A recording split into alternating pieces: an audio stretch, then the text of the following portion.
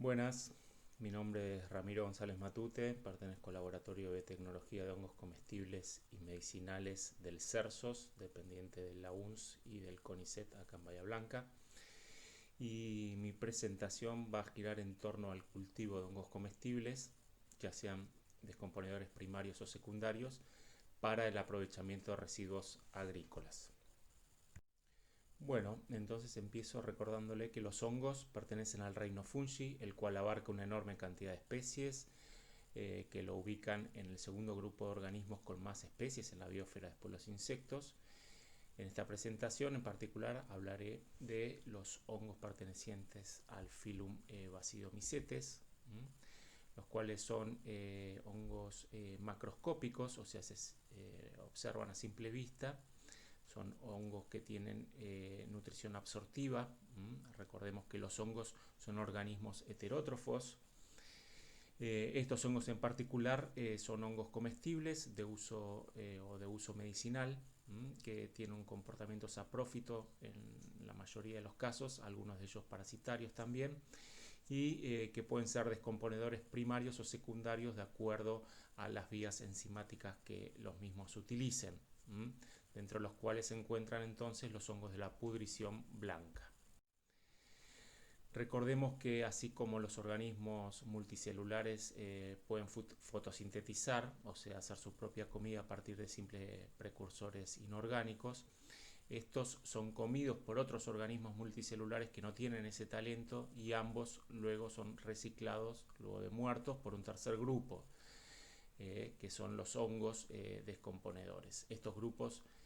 que llamamos productores, consumidores y descomponedores, entonces son las plantas, los animales y los hongos.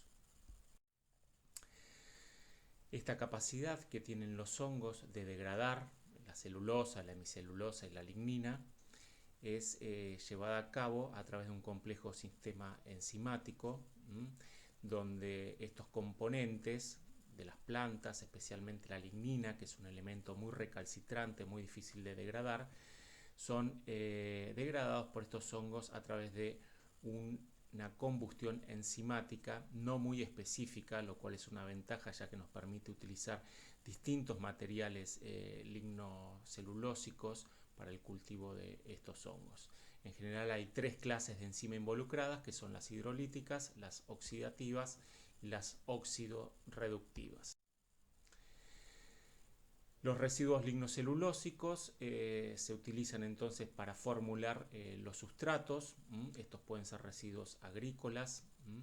industriales, también residuos urbanos, también residuos de origen animal. Entonces estos mismos se pueden reciclar para la producción de hongos como alimento de alto valor nutricional y con propiedades medicinales. Este proceso contribuye a la reducción de la contaminación ambiental por medio de la eliminación de desperdicios agrícolas e industriales, y también podemos mencionar que estos hongos poseen una actividad biorremediadora, ya que tienen la capacidad de degradar agroquímicos residuales en estos materiales agrícolas empleados. Bueno, recordemos que los hongos necesitan para su nutrición de carbón, nitrógeno y algunos compuestos inorgánicos, y que los principales nutrientes son fuentes de carbono, entonces, como mencionamos, como la celulosa, la hemicelulosa y la lignina. La mayoría de la materia orgánica entonces que contiene estos tres compuestos puede ser usada como sustrato para los hongos, y la lista de materiales que se pueden emplear entonces como sustrato voluminoso o básico para la producción de hongos es bastante larga. Acá tenemos algunos ejemplos: pajas de cereales, residuos del algodón, residuos de la caña de azúcar. Entonces, por ejemplo, residuos agrícolas, tenemos el rastrojo de cereales, del trigo, del arroz, de la cebada de porotos, del centeno, sorgo, etc. Cáscaras de la industria oleaginosa, como el algodón, el girasol, que es el sustrato más utilizado en nuestra región, en Bahía Blanca, especialmente a partir de todos los protocolos e investigaciones realizadas por nuestro laboratorio en torno al cultivo sobre este sustrato residual de la producción del aceite de girasol, pero lo mismo con el maní, la nuez, las almendras, el bagazo de caña de azúcar, los residuos del maíz como las hojas, los tallos, los marlos, las chalas, las panojas, residuos de la poda en olivicultura o en vitivinicultura, y otros como el alperujo de olivo, que más tarde será presentado el trabajo que se realiza en nuestro laboratorio. También existen residuos urbanos que pueden ser aprovechados, como son los residuos de podas de la arboleda urbana, o la borra de café, yerba mate, el mosto de la producción de la cerveza, papel y cartón, por mencionar algunos.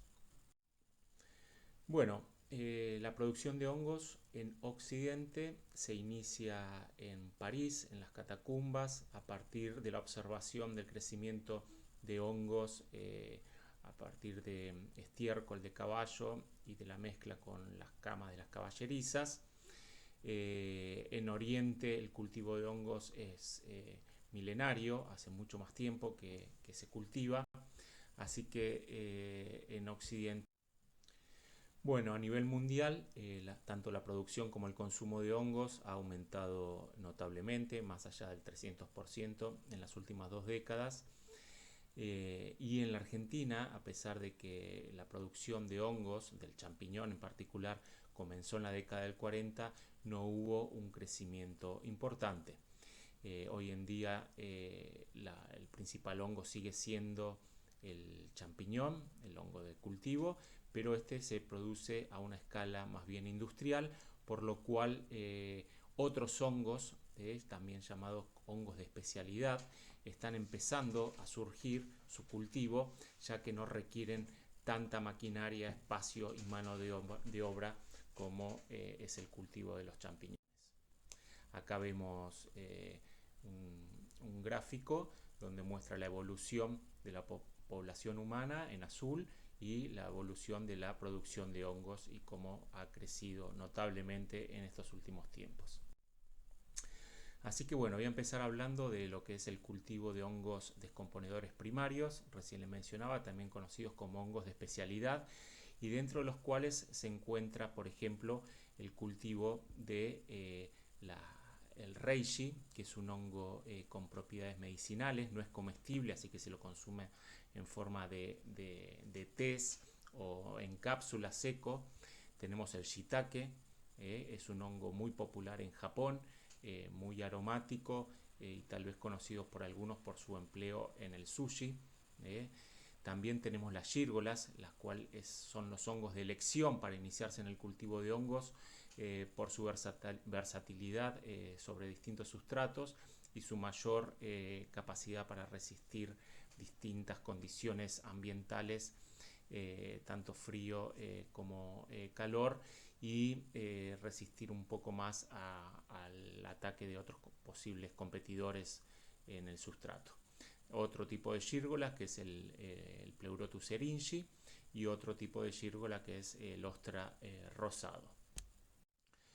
Acá tenemos, por ejemplo, bolsas con cáscara de girasol y vemos el cultivo de una gírgola que es la gírgola parda. Así que bueno, esta producción de hongos es la que viene tratando de proponerse como una manera de reciclar residuos de forma eficiente, muy rápida, ya que en un mes, en 2 meses, tenemos un sustrato ya completamente degradado y al cual le hemos sacado al menos la mitad o el 100% de su peso seco en hongos comestibles y de valor medicinal. Acá vemos el flujo de producción, lo que se hace generalmente con ese material lignocelulósico es hidratarlo, picarlo si es necesario a las pajas, por ejemplo, o triturarlo en caso de ser cáscaras grandes como la de el maní, la nuez o el algodón, no así para el caso de la cáscara de girasol, que tiene un tamaño de partícula justo. Entonces, una vez que está picado e hidratado, se lo somete a un proceso térmico, ya sea con vapor de agua, ya sea por inmersión en agua caliente, para eliminar los posibles competidores de ese sustrato. Posteriormente, cuando ya el material se ha enfriado, se lo mezcla con el inóculo del hongo que queremos cultivar. El inóculo consiste en granos de trigo esterilizados que vienen recubiertos con el micelio del hongo de cultivo. Entonces se lo mezcla bien en el sustrato ya descontaminado, se lo embolsa, a esas bolsas se le hacen unos micro agujeros para que el hongo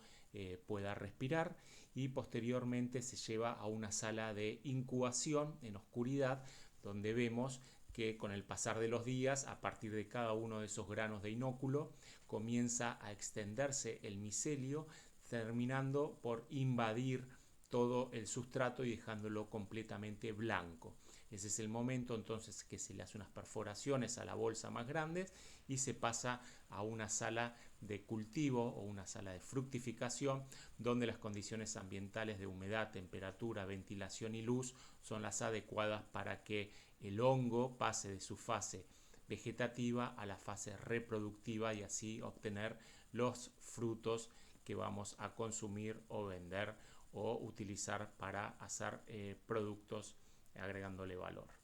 Acá tenemos cultivo de gírgolas, de shiitake y de ganoderma.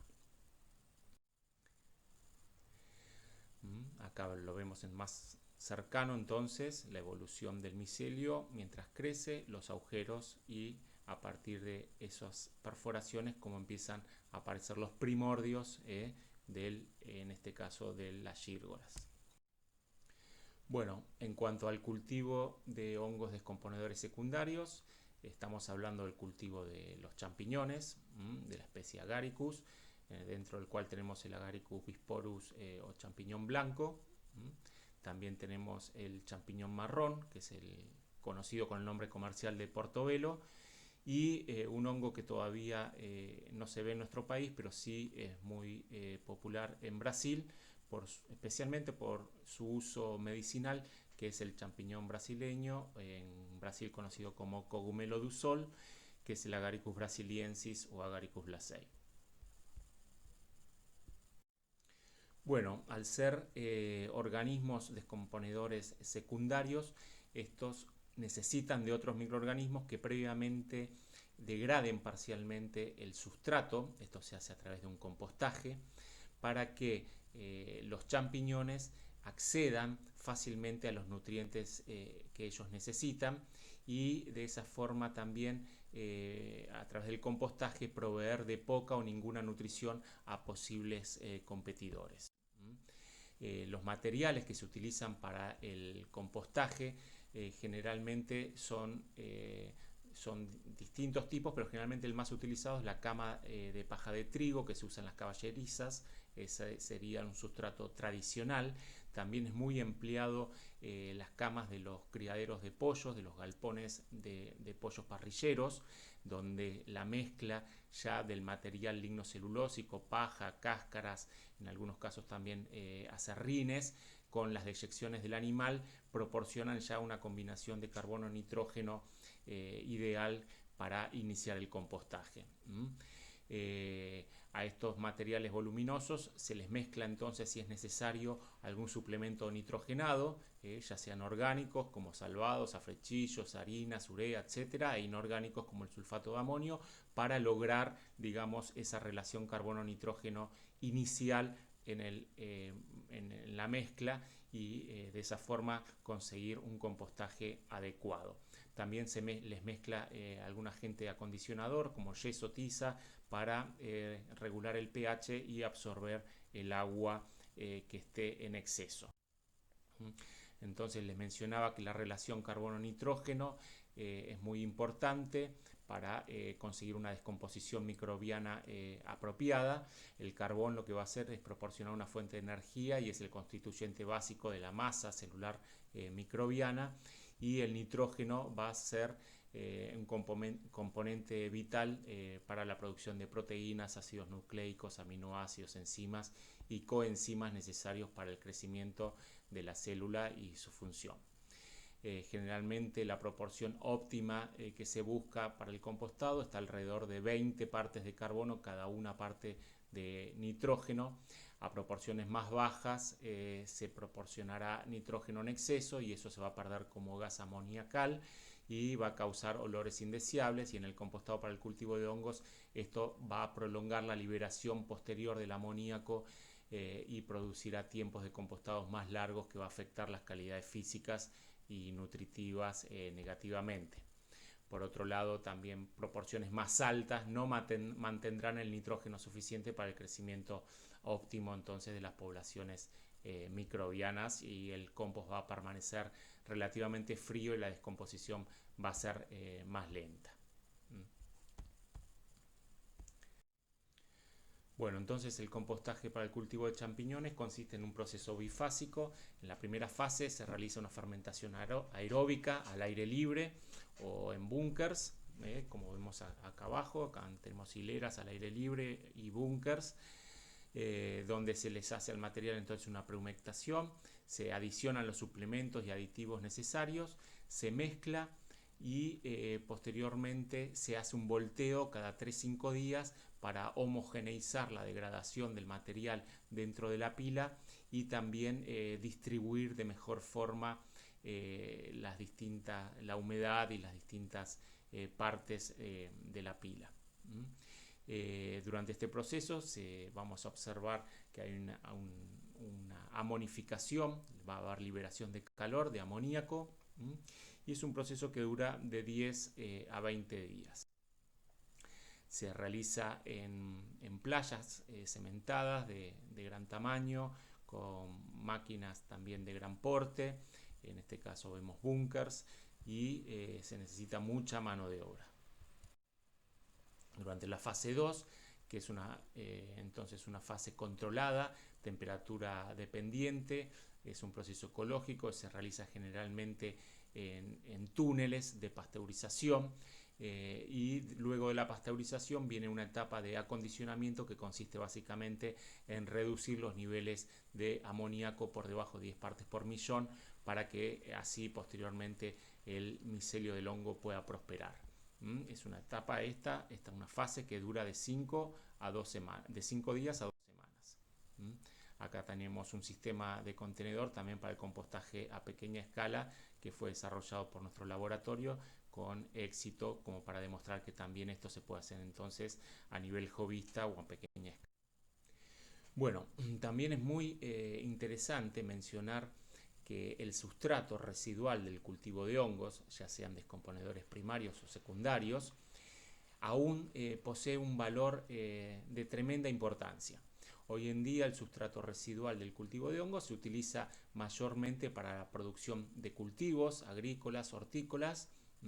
pero también se está utilizando mucho para lo que es la biorremediación, ya que las enzimas que perduran en ese micelio que queda en el sustrato al final del cultivo puede aplicarse en suelos contaminados, ya sea con agroquímicos, con petróleo, hidrocarburos, y de esta forma ayudar a la biorremediación, a limpiar esos suelos contaminados. A corto plazo, la mejor utilización del sustrato residual del cultivo de hongos se da en las industrias agrícolas y hortícolas para la enmienda de la tierra, mejorando la capacidad de retener agua, mejorando la porosidad, también aportando nutrientes y otros metabolitos que ayudan a las plantas a defenderse de potenciales patógenos.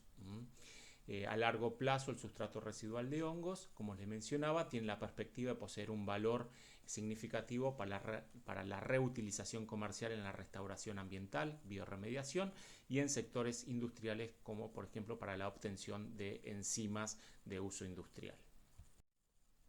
Acá vemos un ensayo que se hizo en nuestro laboratorio donde se demostró cómo el residuo del cultivo de Agaricus blazei ayudaba a la degradación del metsulfurón metilo. Bueno, por lo tanto, para concluir, decimos que el cultivo de hongos es una actividad que interactúa amigablemente con el entorno ambiental y social, transformando residuos agroindustriales y urbanos en alimentos y medicina de alta calidad mediante un proceso rápido y efectivo, sin necesidad de espacios amplios y con subproductos valiosos. Muchas gracias por su atención. Acá les dejo la web de nuestro laboratorio por si alguno quiere bajar material o ver nuestras publicaciones. Saludos.